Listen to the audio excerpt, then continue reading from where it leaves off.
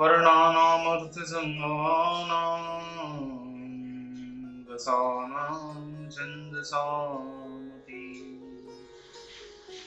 मङ्गलानां च कर्तारो वन्दे वाणी विनायको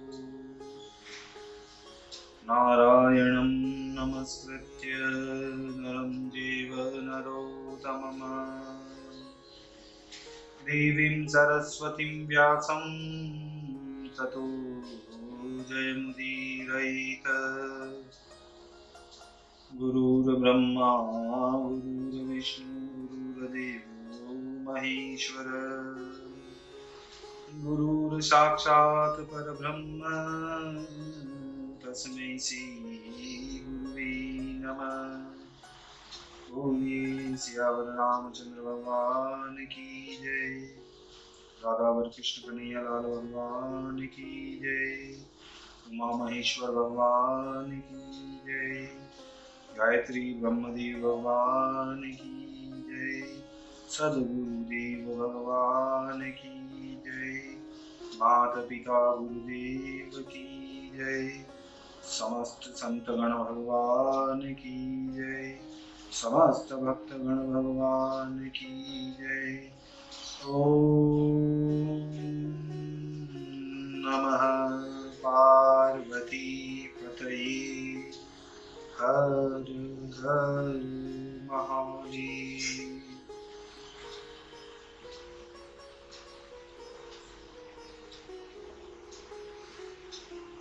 तो मित्रों,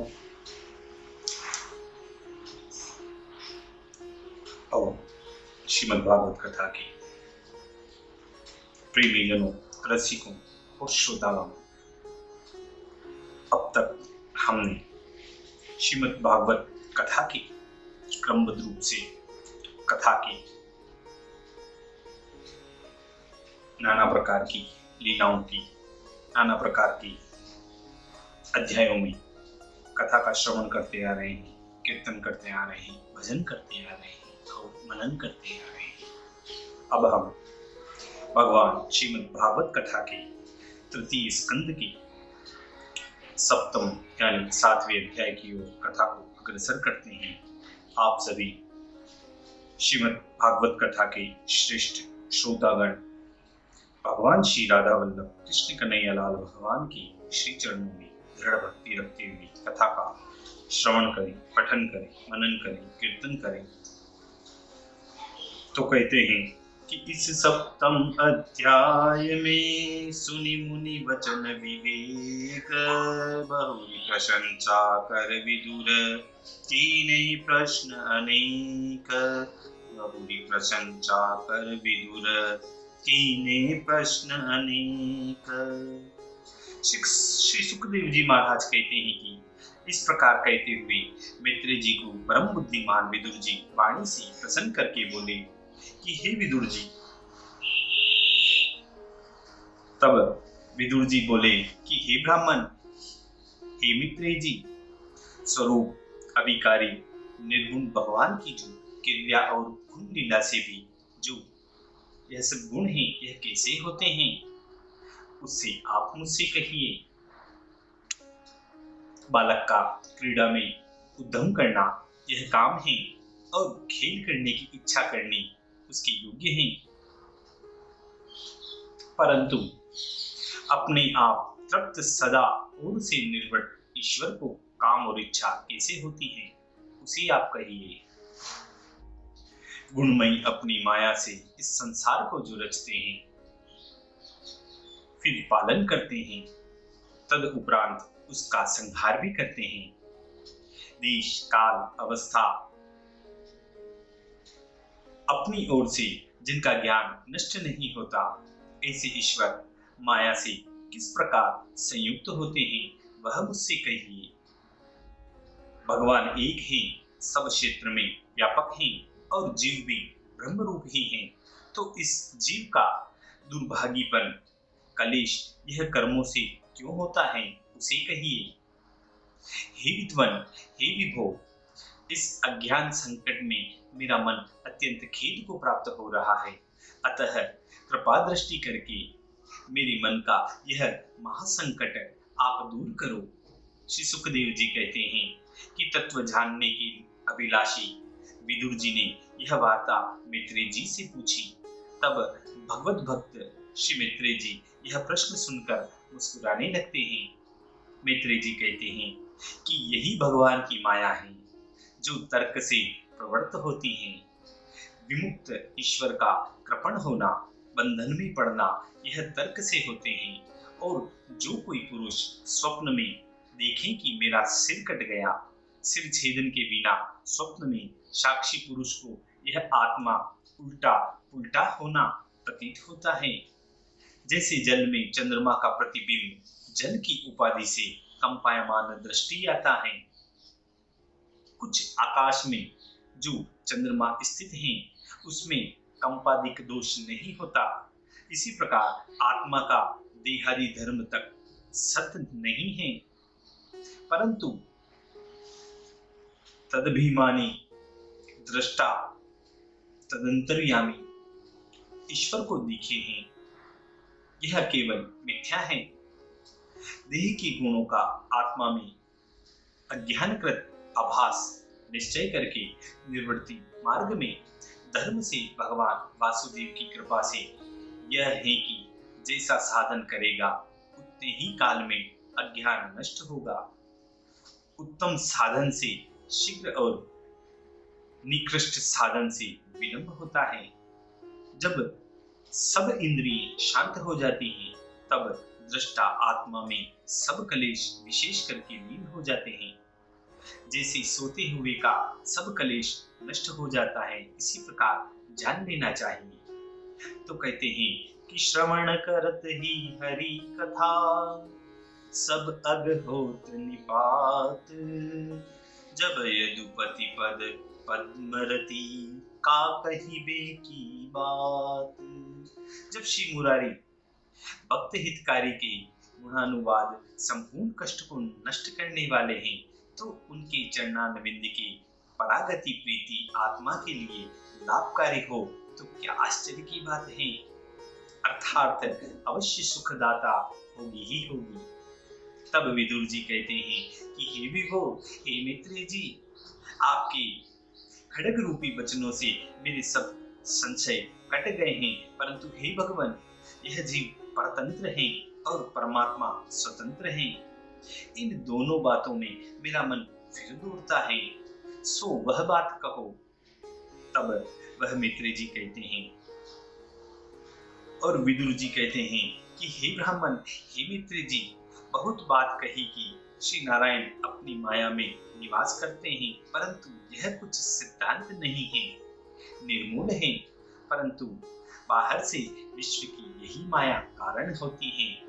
लोक में जो अत्यंत मूर्ख हैं वे सदा से सुखी रहा करते हैं, और जो अत्यंत बुद्धिमान हैं वे भी सदा आनंदित रहते हैं, परंतु जो न मूर्ख हैं जो न बुद्धिमान हैं वे अधबीज के जीव हैं, अतः वे सदा कलेश सहते रहते हैं। इस बात पर एक दोहा कहा गया है, कुछ सेवा कुछ दृष्टता, कुछ संचय कुछ ज्ञान, घर का रहे न घाट का, जो धोबी का श्वान।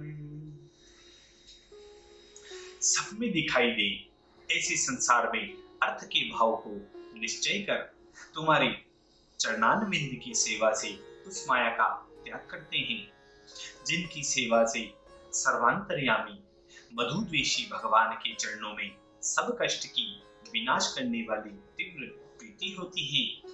थोड़ी तप करने वालों की सेवा श्री हरि के मार्ग में नहीं पहुंचती, क्योंकि देवों के देव वासुदेव का यह यश जिसमें नित्य गाया जाए वह सेवा महादुर्लभ है। क्रम से विकार सहित महदादि कगों को रचकर उनसे विराट देह उत्पन्न कर विभु ने उसमें प्रवेश किया था। इंद्रियों के अर्थ सहित 3 वृत्ति वाले सब 10 विधि प्राण जिसमें हुए हैं, तुमसे प्रेरित जिसमें सब वर्ण होते हैं, उनकी विभूति हमको सुनाओ। जिस संसार में पुत्र पौत्र, नीति, गोत्र समेत अनेक अनेक प्रकार की आकृति की प्रजा होकर जिसमें यह विश्व में विस्तार हुआ, वह कहो। प्रजापतियों के मध्य में किस किस को प्रजापति किया, सर्ग, अनुसर्ग, मनु, मनवंतरों के स्वामी कौन हुए हैं, वह कहो। हे मित्र जी, इनके वंशों में जो हुए, उनके चरित्र और भूमि के ऊपर नीचे के जो लोग हैं, उसे हमसे कहो। उनकी स्थिति, उनके प्रमाण और भूलोक का वर्णन, यह सब बातें मुझसे कहो। सुर, नर, मुनि, देवता, पशु, पक्षी, सर्पादि, इन सब का मेरे सामने वर्णन करो। सब संप्रदाय कहो और कलयुग के धर्म कहो। श्री वैष्णव मत और सर्गों का विभाग, गर्भ से जो प्रकट हुए हैं, स्वदेश स्वेद से जो उत्पन्न हुए हैं और पृथ्वी से जिनकी उत्पत्ति हुई है, वह सब बातें मुझसे कहिए। गुण, अवतार, संसार की उत्पत्ति, पालन, संहार, श्रीनिवास ने जो जो रचे हैं, उनके उदार चरित्र मुझसे कहिए। वर्णाश्रम के विभाग, रूप, शील, स्वभाव, ऋषिश्वरों के जन्म कर्म आदि जो वेद के और जो भी सांख्य, भागवत, नारद, पंचरात्र तंत्र है, वह भी मुझसे कहो। पाखंड का मार्ग, उनका उल्टा होना, वर्ण संकर हो जाना, गुण कर्म से जीव की जो जो गति होती है, वह सब मुझसे कहिए। जिसमें किसी प्रकार का विरोध न पड़े, ऐसा धर्म, अर्थ, काम, मोक्ष मुझसे कहो। दंड नीति के श्रवण करने की वार्ता, पृथक पृथक शास्त्र की विधि कहो। हे ब्राह्मण, हे मित्र जी, श्राद्ध की विधि, पितरों की सृष्टि, ग्रह, नक्षत्र, तारागण, काल के अवयवों की स्थिति कहो। दान, तप, इष्टापूर्ति का फल, प्रदेश का धर्म, जो जो पुरुष आपत्ति में धर्म करे, वह सब मुझसे कहो। हे पाप रहित, धर्म के कारण भगवान जिससे प्रसन्न होकर कृपा करें, वह धर्म मुझसे कहो। जिनके ऊपर भगवान प्रसन्न हुए हों, वह भी मुझसे कहो।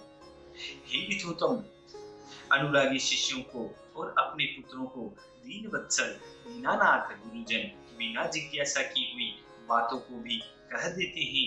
हे स्वामी, गुरु किसको कहते हैं? गुकारस्तवन्धकारः सयाद्रुकारस्तनिरोधकः। अंधकार विनाशसित्वा दुरित्यभिधीयते। गुह अंधकार को कहते हैं और रू उसको कहते हैं जो अंधकार का विनाश करे। उसी का नाम गुरु है जो अंधकार का विनाश करे। गुरु अंधकार को कहते हैं और रू उसको कहते हैं जो अंधकार का विनाश करे। इसी का नाम है गुरु। इसलिए कहते हैं कि अंधकार को कहत गुरु विनाश का नाम। अंधकार को जो हरे सोई गुरु सुखधाम। हे भगवान, तत्वों की संख्या कहो। प्रलय में कौन कौन उनकी उपासना करता है और कौन उनके पीछे सोता रहता है, वह भी मुझसे कहो। पुरुष की स्थिति, परमेश्वर का स्वरूप, निगम का ज्ञान, गुरु शिष्य का प्रयोजन मुझसे कहो। हे कृपा सिंधु, जो महात्माओं ने कहे हैं उनको निमित्त पुरुषों को अपने आप ज्ञान, भक्ति, वैराग्य कैसे होता है, वह भी मुझसे कहो। परमात्मा के जानने की इच्छा से जो मैंने यह प्रश्न किया है, आप कृपा करके वर्णन रहित जीव के अभयदान करने वाले को सब वेद, यज्ञ, तप, दान एक कला से भी जो समर्थ नहीं है, वह सब मुझसे कहो। सुखदेव जी कहते हैं कि कौरवों में श्रेष्ठ विदुर जी ने मुनि प्रधान पुराणों में जिनका विस्तार सहित वर्णन है, वह सब मित्र जी से पूछ लिया कि यह सभी बातें आप मुझसे बताओ। भगवत की कथा में जिनका अधिक प्रेम, ऐसे विदुर जी को प्रेरणा करके बोले। ये देखिए, मित्र जी और विदुर जी का बहुत सुंदर आख्यान और संवाद हो रहा है और उसमें विदुर जी ने मित्र जी से नाना प्रकार के, अनेक प्रकार के उनसे इन प्रश्नों के जवाब मांगे हैं। इसी प्रकार इस संवाद के साथ श्रीमद् भागवत कथा के तृतीय स्कंद के सातवें अध्याय का यहाँ समापन होता है। बोलिए सियावर रामचंद्र भगवान की